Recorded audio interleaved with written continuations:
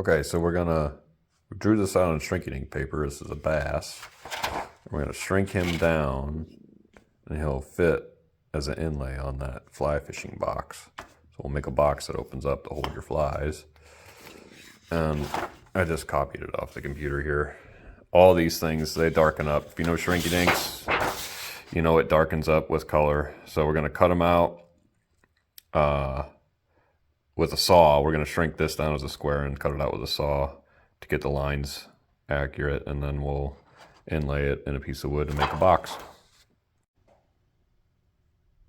Okay, so we shrank our fish and the colors got darker and a little more lively. We're gonna cut them out with a jeweler's saw, and then we're gonna take them and inlay them in this piece of wood, or maybe this piece of wood. I don't know. I'm kind of torn yet which box I want to make with them. All right, that's it. Cutting time. And we're not cutting the shrinking ink material to size before we shrink it. We shrink it and then we cut it with a jeweler's saw to get nice fine lines around what we are doing. Okay, so we got our fish cut out with the saw, and we'll go outline it out in the shop and route out our pocket. Okay, so we got this piece. This is where our inlay is going to go. This is sanded. It's really cool. It's a really old maple. So we've got our piece. He's going to go in there. And we're going to trace around him. Then we're going to scribe around it with a sharp point. And then we're going to work around a little bit with this razor blade. This is a surgical, I think it's a number 11 blade, and then it's nibbed off to a flat point. So that is handy. That's one of my really handy tools. That's it. So when we come back, I'll be cutting this guy out with the router, my favorite tool. Okay, so we've traced around our fish, and our fish is 61 thousandths thick. So 61 thousandths, each one of these cards is 11 thousandths, so I take 5 cards because I do want my fish to protrude up just a tiny bit. And we set our cutter bit on the wood, set our router body up, and tighten. 1, 2, done. You set your depth. So now we're ready to start routing our fish out here.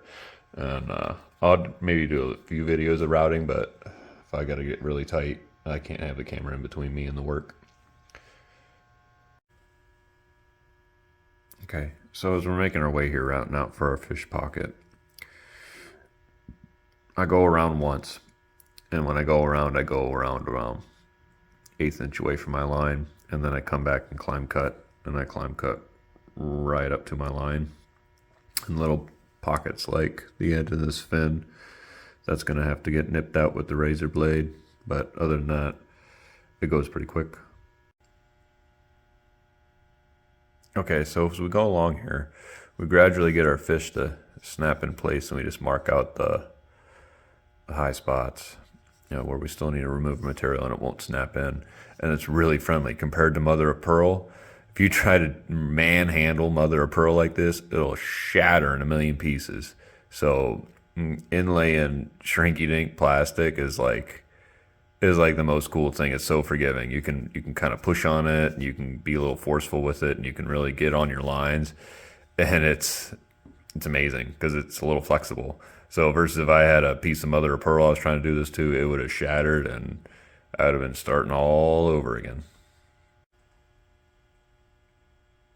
Okay, so there it is. Our fish snaps right in the slot we routed. And all we got to do is he snaps in there real good. Careful, don't break his tail off.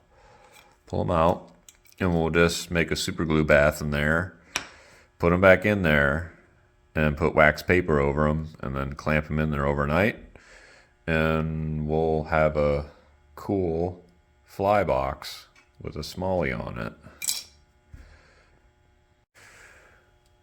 Okay, so we got our negative for our part. all bathed in super glue. It's not any kind of special super glue. I just used a pooper scooper super glue. Sometimes I do like to use the Gorilla, the thicker. I like Loctite super glue a lot.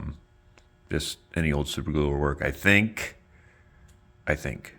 So it might attack the plastic too, and it might make the color smear. So when I snap this in, I just do one quick motion, get it down. I don't try to jostle it around or anything because it is a little bit of a chemical reaction going on. It might make the colors smear.